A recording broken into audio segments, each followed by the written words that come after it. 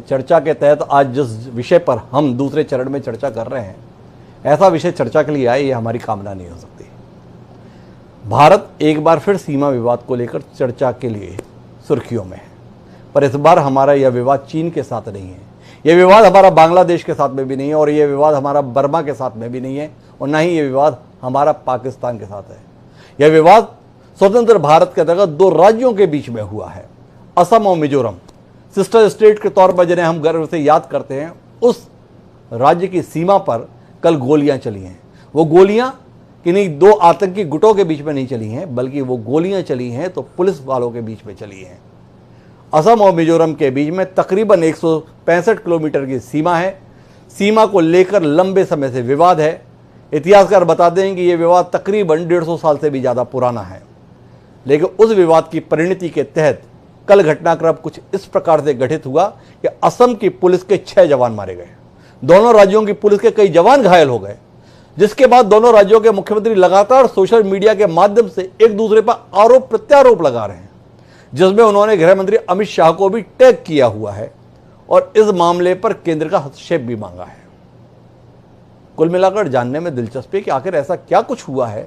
एक आज़ाद देश के अंतर्गत दो राज्यों की संप्रभु सरकारें एक दूसरे के संदर्भ में इस प्रकार का आचरण करने के लिए मजबूर हो गई हैं। रोचक बात यह है कि मिजोरम में भी भाजपा समर्थित सरकार है, असम में भाजपा की सरकार है और केंद्र में भी भाजपा की मजबूत सरकार है। उसके बाद इस स्तर का गतिरोध निश्चित रूप से चिंता पैदा करने वाला है, और इस चिंता में हमारे साथ साझेदार होने के लिए 3 खास मेहमान जुड़ रहे हैं। हमारे साथ प्रमोद स्वामी जी हैं, जो भारतीय जनता पार्टी के वरिष्ठ नेता है असम से, वो खासतौर पर हमारे साथ इस चर्चा का हिस्सा बने हैं। हमारे साथ अपूर्वा कुमार भट्टाचार्य हैं, जो मुख्य प्रवक्ता हैं असम कांग्रेस के, और साथ ही हमारे साथ GD बख्शी साहब हैं, देश के जाने माने रक्षा विशेषज्ञ और मेजर जनरल। आप सभी का स्वागत है। चर्चा की शुरुआत प्रमोद स्वामी जी से ही करता हूं। बख्शी साहब, फिर आपके पास आऊंगा। और प्रमोद स्वामी जी, आपसे समझना चाहूंगा, क्या कुछ ऐसा हुआ कि दो भाजपा शासित राज्य परस्पर इस प्रकार से जूझते हुए दिखाई दे रहे हैं और पूरी दुनिया के सामने देश का सिर शर्मिंदगी के साथ झुकाने के लिए मजबूर कर रहे हैं? देखिए, जैसा कि आपने शुरू में चर्चा के कहा कि सामरिक दृष्टिकोण से नॉर्थ ईस्ट जो है बहुत महत्वपूर्ण है जी। और जिस तरह से आज चाइना और पाकिस्तान के साथ में हमारा जिस तरह से टसल चल रहा है कई मुद्दों के ऊपर में सीमा पर, ऐसी स्थिति में नॉर्थ ईस्ट में दो राज्यों के बीच में सीमा को लेकर करके इस तरह की घटना बहुत ही दुखद है और बहुत ही चिंताजनक है जी।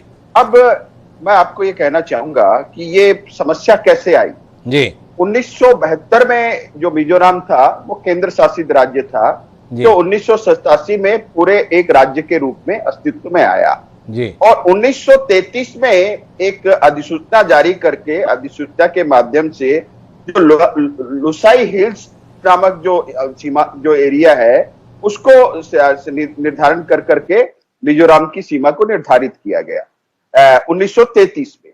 लेकिन जो मिजोरम की जो सरकार है या मिजोरम के जो लोग हैं, वो उस सीमांकन जो 1933 में किया गया था अधिसूचना के आधार पर, वो उसको मानने को तैयार नहीं है और वो कह रहे हैं कि जो 1875 में जो सीमांकन जो किया गया था अधिसूचना के आधार पर, हम उसको मानेंगे। तो ठीक है, दो राज्यों के बीच में ऐसी बाउंड्री समस्या हो सकती है और उसको जो भी समस्या हो उसको बातचीत के द्वारा हम समाधान कर सकते हैं। कोई बहुत बड़ी समस्या नहीं थी जी। तो इसके ऊपर में बातचीत चल रही थी। ये काफी पुरानी समस्या है। आप समझ रहे होंगे 1875 और 1933 का जब मैं जिक्र कर रहा हूं तो ये काफी लंबी समस्या है जी। तो इसको बातचीत भी चल रही थी। जिस दिन ये घटना हुई उस दिन भी आसाम के मुख्यमंत्री ने मिजोरम के मुख्यमंत्री से कम 6 बार बात की है। अमित शाह जी ने भी जब आने के बाद में दोनों चीफ मिनिस्टरों से बात की।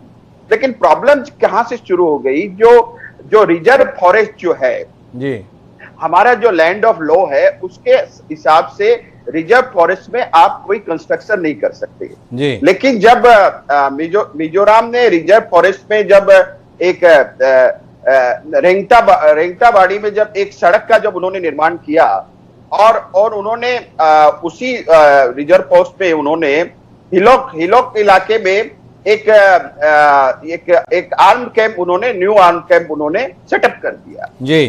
तो ये हमारे जो देश का जो कानून है, ये फॉरेस्ट रिजर्व में किसी तरह के कंस्ट्रक्शन की इजाजत नहीं देता। तब आसाम सरकार के जो हाईएस्ट लेवल के जो अधिकारीगण हैं, जिसमें आईजीपी, जिसमें डीआईजी, जिसमें डीसी कछार, जिसमें एसपी कछार और डीएफओ कछार, ये बातचीत के लिए वहां पर गए। तो बातचीत से ये मामला सुलझ सकता था। लेकिन ये बड़ी दुखद बात है कि मिजोरम की जो पुलिस थी, उन्होंने जो टॉप जो इलाके हैं उन पर वो वहां पर वो उन्होंने स्थिति वहां उन्होंने अपना पोजीशन ले ली और वहां से ऊपर से एलएमजी के द्वारा उन्होंने जो फायरिंग की, उसमें 5 आसाम पुलिस के जवानों की मृत्यु हो गई जी। और काफी जो लोग हैं 55 से 60 मैं प्रमोद जी आपसे एक बात समझना चाहता हूं, फिर जनरल बख्शी साहब के पास रुख करूंगा कि क्या यह परिस्थिति इसलिए बनी कि एक तेज तर्रार व्यक्ति जिसके स्वभाव में आक्रामकता है वो असम का मुख्यमंत्री हो गया? क्योंकि यह सीमा विवाद तो बहुत समय पुराना है, 146 साल पुराना इतिहास है, और जो मिजोरम के मुख्यमंत्री हैं वो कल के बने हुए मुख्यमंत्री नहीं हैं। इससे पहले भी 1998 से 2008 तक मिजोरम के मुख्यमंत्री रह चुके थे। एक लंबा संघर्ष का उनके पास इतिहास था। 2018 से वो मुख्यमंत्री के तौर पर काम कर रहे हैं, पर असम में नया नेतृत्व आया है। क्या नए नेतृत्व की अनुभवहीनता इस परिस्थिति के लिए जिम्मेदार है? यह सवाल है। क्या कहते हैं प्रमोद स्वामी जी? नहीं, इस पे अनुभवहीनता की कहां सवाल उठता है। मैंने क्या कहा कि फॉरेस्ट रिजर्व में जो कंस्ट्रक्शन नहीं होना चाहिए, जब वहां उन्होंने रोड का कंस्ट्रक्शन आरंभ कर दिया, उन्होंने नए आर्म कैंप जब वहां स्टेब्लिश कर दिए, तो हमारे जो उच्च स्तर के जो पदाधिकारीगण हैं उनसे बातचीत के गए। लेकिन दोनों ही भारत के ही राज्य है, भारत का ही अब दोनों अभिन्न अंग है। वहां बातचीत के लिए अगर एक अधिकारी दूसरे राज्य के अधिकारियों से बात करता है और ऊपर से पोजीशन लेकर के अगर एलएमजी से आप उस पर गोलियों की बौछार अगर कर देंगे, तो ये स्थिति दुखद है, ये नहीं होना चाहिए। और ये स्थिति दुखद है प्रमोद स्वामी जी जिस रूप में वर्णित कर रहे हैं। लेकिन ये जो जितने भी सीमावर्ती इलाके हैं, ये सेना की दृष्टि से भी बड़े महत्वपूर्ण रहते हैं। इन इलाकों की अपनी भौगोलिक स्थिति है, अपनी जनजातीय स्थिति है, बड़ी संवेदनशील स्थिति है। जनरल जीडी बख्शी साहब हमारे साथ में हैं। बख्शी साहब, इस घटना को एक सामान्य घटना के तौर पर आपका फौजी मन देखता है, या ये आपके मन में चिंता पैदा करता है आने वाले खतरे के संदर्भ में? किस नजरिए से देखते हैं आप इस घटनाक्रम को? देखिए साहब, पहले तो मैं आपको बता दूं, ये पहली ऐसी घटना नहीं है जी। आज से कई वर्ष पहले जब मैं सर्विस में था जी, तब भी हमको रिपोर्ट्स इस तरह की आई थी कि आर्म्ड क्लैश असम पुलिस और मिजोरम पुलिस के बीच में एक्सचेंज ऑफ फायर हुआ था जी। ये तो कोई तीसरी चौथी ऐसी वारदात जी, और ये बड़ी शर्मनाक वारदात है साहब। दोनों राज्य भारत के राज्य हैं जी। इस तरह से आपसी आर्म्ड क्लैश करना, ये तो बेहूदगी की हद है साहब जी। आफ्टर ऑल मुझे तो चिंता इस बात की हो रही है कि हमारे राज्यों में जो फेडरल स्ट्रक्चर में ये एक नया क्या तमाशा आ रहा है जी, कि जो हमारे आईएएस के स्टील फ्रेम है, जो आईपीएस है, ये ऑल इंडिया सर्विसेज है जी। ये इसलिए ऑल इंडिया सर्विसेज है कि हम अलग अलग कंट्रीज नहीं है जी, इस देश के राज्य हैं। So after all I am sure इस टाइप की चीजें जो है वो हल हो जानी चाहिए एट वो संवाद लेवल। और जो हमारे आईएएस के अधिकारी हैं, जो आईपीएस के अधिकारी हैं, जो हमारी स्टेट गवर्नमेंट्स हैं, वो तो कम से कम हावी होनी चाहिए ये हमारे पुलिस फोर्सेस के ऊपर कि वो इस तरह से पागलपने की हरकत, ये पागलपना नहीं तो और क्या है, फायर खोल देना, एलएमजी लेके ऐसे चढ़ जाना जैसे कि कोई अलग देश है वो और आप दूसरे दुश्मन के ऊपर हमला कर रहे, ये तो पागलपने की हद है। दिस इज नॉट ऑन, ये कई बार हो चुका है। अब I think we should call a halt to this nonsense और जो अधिकारी हैं they should be able to assert themselves. जो आईपीएस वाले हैं दोनों स्टेट्स के अंदर, वो कम से कम अपने जूनियर्स के ऊपर इतना तो प्रभाव डाल सकते हैं कि इस टाइप का तमाशा नहीं हो। Disciplinary action should be taken, you can't do this. जो लोग इसके लिए जिम्मेदार उनके खिलाफ सख्त कार्रवाई हो, ऐसा जीडी बख्शी साहब कह रहे हैं। जीडी बख्शी साहब इस बात पर भी शर्मिंदगी जता रहे हैं कि एक देश के दो राज्यों के बीच में ऐसे हालात कैसे स्वीकार किए जाते हैं। हमारे साथ में अपूर्वा कुमार भट्टाचार्य जी जुड़ गए हैं, मुख्य प्रवक्ता असम कांग्रेस के। उनसे समझने की कोशिश करते हैं इस घटनाक्रम को वो किस रूप में देखते हैं। क्या ये तात्कालिक स्तर पर तनाव के कारण से हुई घटना थी, या दोनों राज्यों के जिम्मेदार लोगों के द्वारा बरती गई लापरवाही का नतीजा थी, या केंद्र की उदासीनता थी? किस दृष्टि से देखते हैं अपूर्वा जी आप इसे?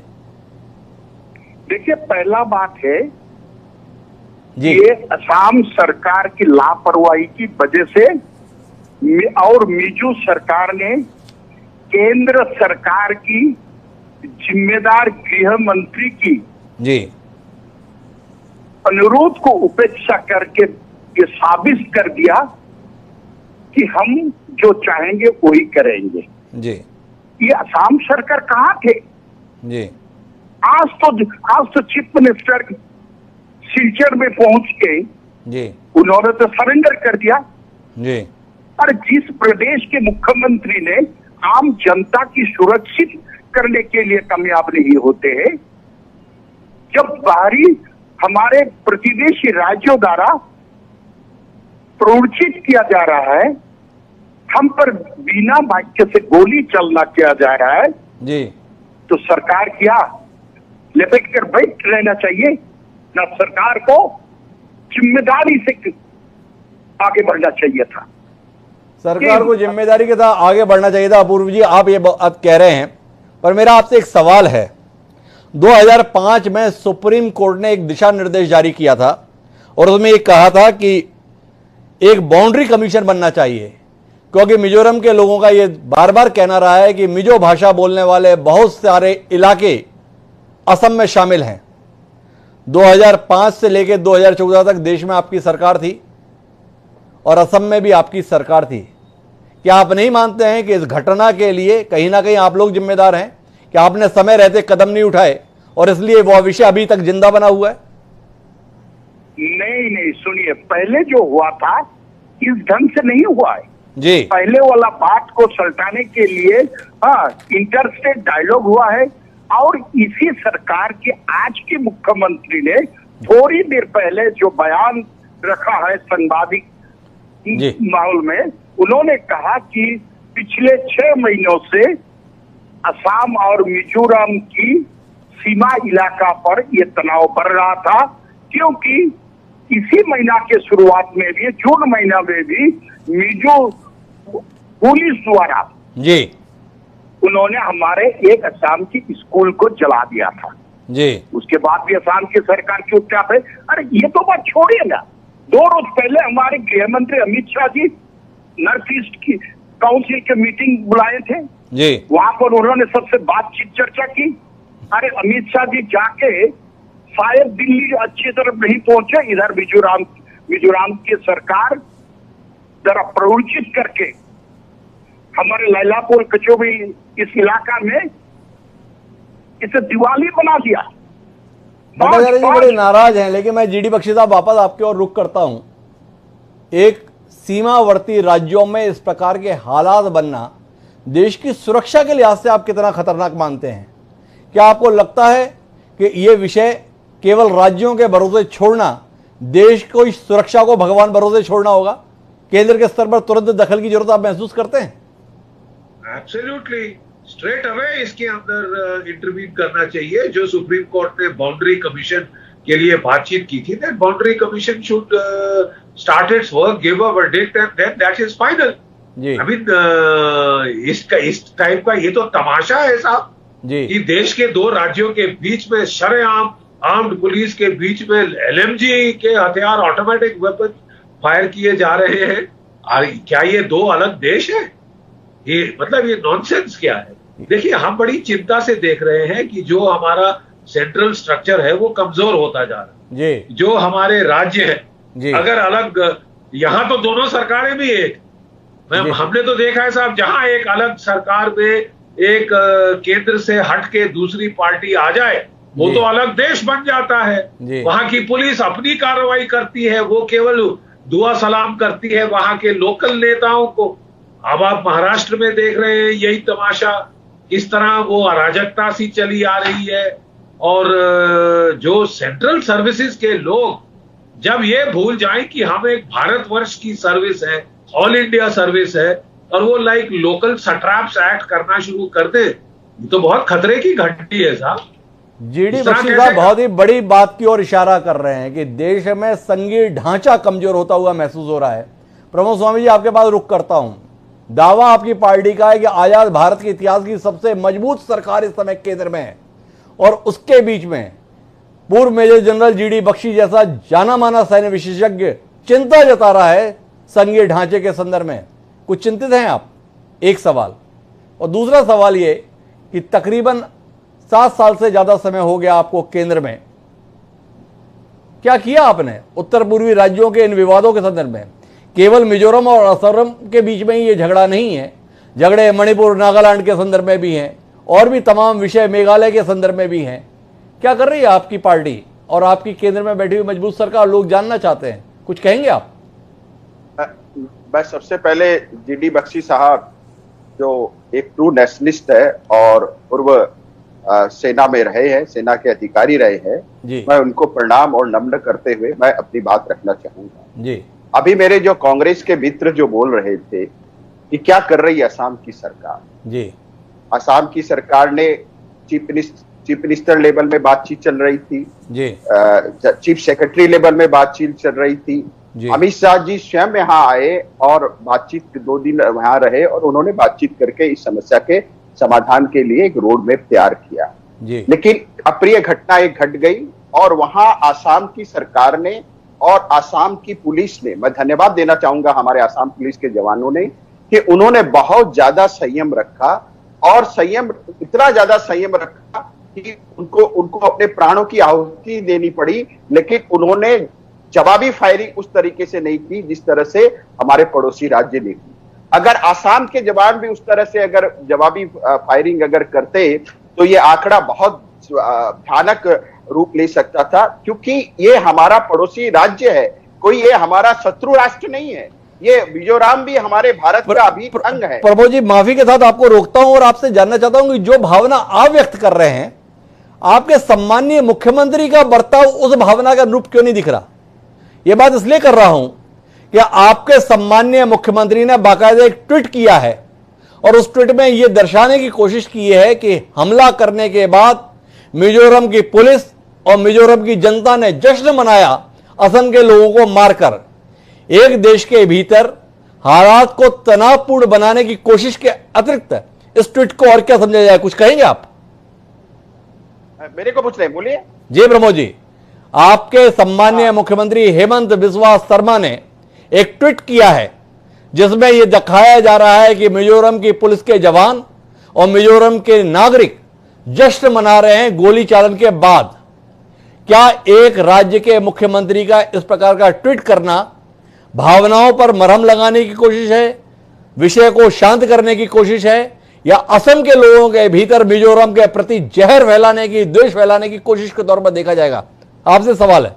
बिल्कुल नहीं, बिल्कुल नहीं, बिल्कुल नहीं। आज आसाम के मुख्यमंत्री महोदय ने प्रेस कॉन्फ्रेंस करके बिल्कुल स्पष्ट रूप से कहा है कि आसाम में रहने वाले हर मिजो नागरिक की सुरक्षा सुनिश्चित की जाएगी और कोई कैसी भी हालत हो, हम जवाबी कार्रवाई में बुलेट का हम इस्तेमाल नहीं करेंगे, ये आसाम के मुख्यमंत्री ने कहा है। दूसरी बात, आपने कहा जो वीडियो जो उन्होंने अपलोड किया है, वीडियो अपलोड कर करके उन्होंने सिर्फ इसी बात को दर्शाया है कि एक राज्य की पुलिस, भारत के ही एक राज्य की पुलिस दूसरे राज्य के नागरिकों, दूसरे राज्यों के नागरिक या पुलिस के जवानों पर हमला कर करके उनको मौत के घाट उनको उतार करके उसका जश्न मनाना कहीं भी उचित नहीं है। तो ये एक उनके विवेक के ऊपर प्रश्न खड़ा किया है हमारे मुख्यमंत्री महोदय ने। विवेक के ऊपर प्रश्न खड़ा किया है, ऐसा प्रमोद स्वामी जी का कहना है। अपूर्वा जी, आपसे जानना चाहूंगा इस ट्वीट के संदर्भ में आपकी प्रतिक्रिया। क्या ये विवेक के संदर्भ में सवाल पैदा करना है या असमिया लोगों के बीच में, मिजोरम के नागरिकों के बीच में द्वेष पैदा करना?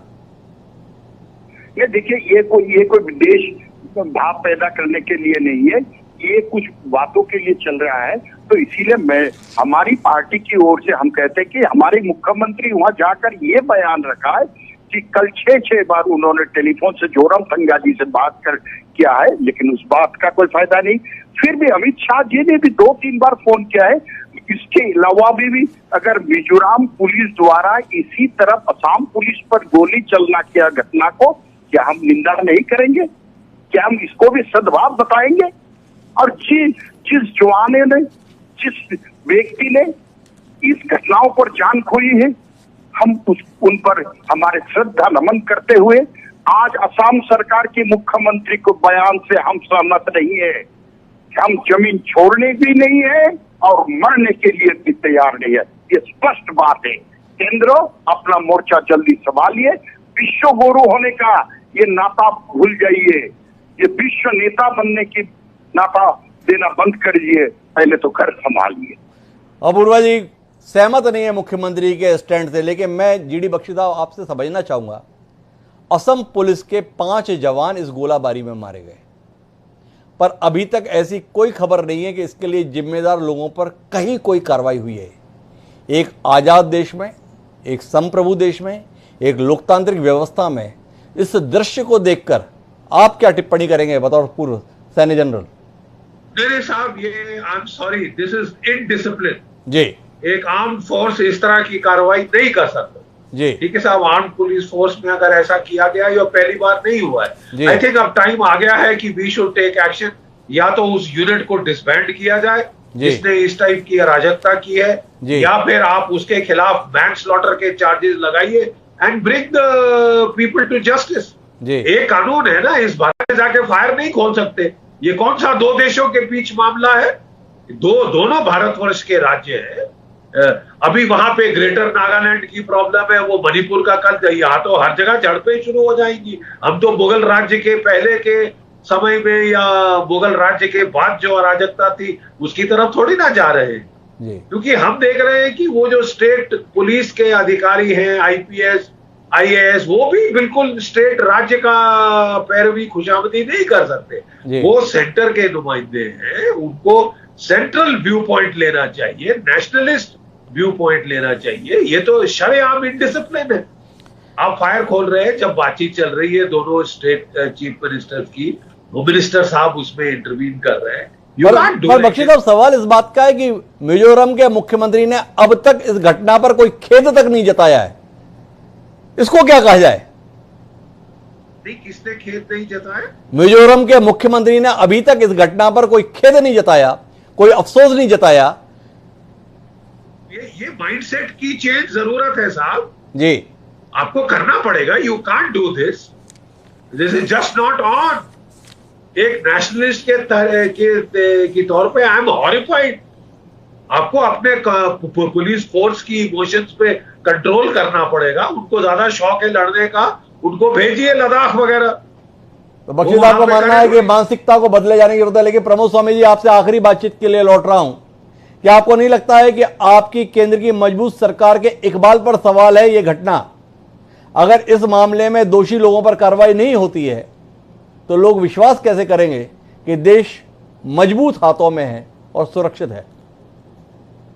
नहीं, देश प्रधानमंत्री श्री नरेंद्र मोदी जी के मजबूत हाथों में है। और जो काम 70 साल में कांग्रेस की सरकारों ने नहीं किया, जिस तरह से आर्टिकल 370 और जिस तरह से जो बॉर्डर एरिया पे जो इंफ्रास्ट्रक्चर का काम जो मोदी जी ने किया है, वो आज सारा विश्व देख रहा है। और हमारे जो कांग्रेस के नेता थे, ये तो चाइना के साथ एमओयू साइन कर रहे थे। ये बताएं, ये कौन से जी, आप विषय से भ्रमित हो रहे हैं। आप असम में बैठे हैं, असम के 6 जवानों की हत्या हुई है और आपसे केवल सवाल इतना है कि इसके लिए जिम्मेदार लोग, इसके लिए दोषी लोग, इसके लिए कसूरवार लोगों पर कार्रवाई होनी चाहिए। अब तक नहीं हुई है। क्या यह अपने आप में एक कमजोर सरकार का परिचायक नहीं है? क्या यह धारणा टूटनी नहीं चाहिए? क्या दोषियों पर कार्रवाई नहीं होनी चाहिए? केवल इतना सवाल है। नहीं, बिल्कुल। इसके पहले भी जो परम आदरणीय जो नेशनलिस्ट पूर्व सेना के जो अधिकारी रहे हैं, जीडी बख्शी साहब ने कहा है कि इस तरह के नॉनसेंस की हम इजाजत नहीं दे सकते। बिल्कुल इसके ऊपर में जांच होनी चाहिए और इस बात की भी जांच होनी चाहिए कि उन्होंने एलएमजी का इस्तेमाल क्यों किया। जब बातचीत के लिए जब आसाम के अधिकारीगण गए तो उनके ऊपर में गोली चलाने का क्या तुक था? जब चीफ मिनिस्टर के लेवल पे बात हो रही थी, जब होम मिनिस्टर साहब इस मामले में हस्तक्षेप करके इस सीमा विवाद को सुलझाने की दिशा में आगे बढ़ रहे थे, तो इस तरह से फायरिंग करना ये उचित नहीं है और इसकी जांच होनी चाहिए। कुल मिला के ये घटना उचित नहीं है। प्रमोद स्वामी जी इतना तो कह रहे हैं, लेकिन बख्शी साहब जो बात कर रहे हैं वो बड़ी महत्वपूर्ण है कि कुल मिलाकर इस प्रकार की घटनाओं से देश की संघीय ढांचे पर सवाल खड़ा हो रहा है। इस सवाल का जवाब मिलना जरूरी है। कुल मिलाकर ऑल इंडिया सर्विस के लोगों को भी राज्य में रहते हुए उस राज्य में ही रचबस नहीं जाना है, बल्कि देश हित के संदर्भ में प्राथमिकता रखना है। और कुल मिलाकर जो घटना घटित हुई है, इसको एक और घटना के तौर पर नहीं, बल्कि आखिरी घटना के तौर पर मिसाल बने, ऐसे कुछ सख्त कदम तुरंत उठाए जाने चाहिए। देखते हैं देश की मजबूत सरकार इस दिशा में कोई कदम उठाती है या हमारे हिस्से में केवल इंतजार को लाने के लिए ही विवश कर देती है। आप तीनों मेहमानों का बहुत बहुत धन्यवाद हमारा इस चर्चा का हिस्सा बनने के लिए। लेकिन जो कुछ असम मिजोरम में हुआ है, उसी को समर्पित हमारा आज का शेर। असम भी इस देश का हिस्सा, मिजोरम भी इस देश का हिस्सा, असमिया भी हमारे, मिजो भी हमारे, तो फिर जाके क्यों एक दूसरे के खून के इतने प्यासे हुए। और इसी बात पर आज का ये शेर ये कहता है कि ऐसा भी क्या मिजाज कि इतना उबल पड़े, कि ऐसा भी क्या मिजाज कि इतना उबल पड़े, बस एक जरा सी बात पे खंजर निकल पड़े। प्रकाश फिक्री ने जो ये शेर लिखा था, इस पर असम और मिजोरम के लोगों को विचार करना चाहिए। सरकारें क्या कुछ करेंगी पता नहीं, पर इन दोनों राज्यों के नागरिकों ने तय कर लिया कि उन्हें मिलकर रहना है, तो ऐसा हादसा फिर कभी इतिहास के पन्नों में दर्ज नहीं होगा। इतना विश्वास हम कर सकते हैं। देखें क्या वहाँ के लोग इस मिजाज के साथ आगे दिखेंगे। इसी के साथ अब मुझे दीजिए, कल फिर मिलते हैं नए विषयों के साथ। सादर प्रणाम।